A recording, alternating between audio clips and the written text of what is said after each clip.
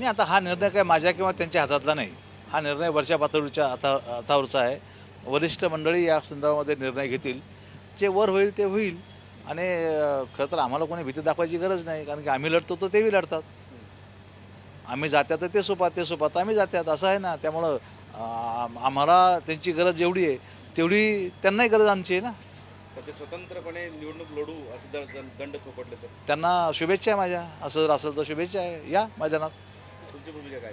मग माझ्या शुभेच्छा आहेत त्यांना, यावं मैदानात. आम्ही स्वतंत्र लढू, आम्हाला काय आहे. त्यांची भूमिका ती असेल तर आमची भूमिका तीच आहे ना.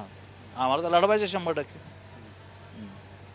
तिकडे आता अब्दुल दानवे असा मोठा संघर्ष सुरू झालेला आहे आणि त्या संघर्षाच्या काळामध्ये कधी कधी तुमच्याकडेही बोट दाखवलं जातं की या पराभवाला तुम्ही पण कारणीभूत आहात. नाही बघा, असं नाही. त्यांनीच कबूल केलेलं आहे की मला जनतेने माझा पराभव केलेला आहे. त्यांच्या वाक्यातच सर्व आलं ना. आणि खरं तर जनतेने पराभव करणं हे फार वाईट आहे ना. मित्रांना, आमच्या मित्राला हेही कळालं पाहिजे की जनतेने पराभव करणं, जनताच माझ्या विरोधात गेली हे म्हणणं किती वाईट आहे. जनतेने मला पाडलं तर ठीक आहे, जनतेनेच पाडलं त्यांना, हे मान्य करू आपण. जनता त्यांचं नाही ऐकलं, तुमचं ऐकली म्हणायचं. असं नाही. आता शेवटी त्यांच्या ह्या स्वतःच्या बालेकिल्ल्यामध्ये त्यांना फार मोठा पराभव झटका बसला. तर बाकीच्या मतदारसंघात तर आहे, लाट होती, मोठी लाट होती, त्यांच्या विरोधातलं वातावरण होतं.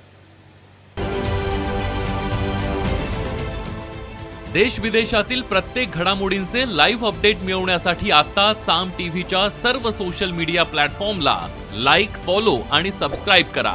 तसंच सर्व नोटिफिकेशनसाठी बेल आयकॉन प्रेस करायला विसरू नका.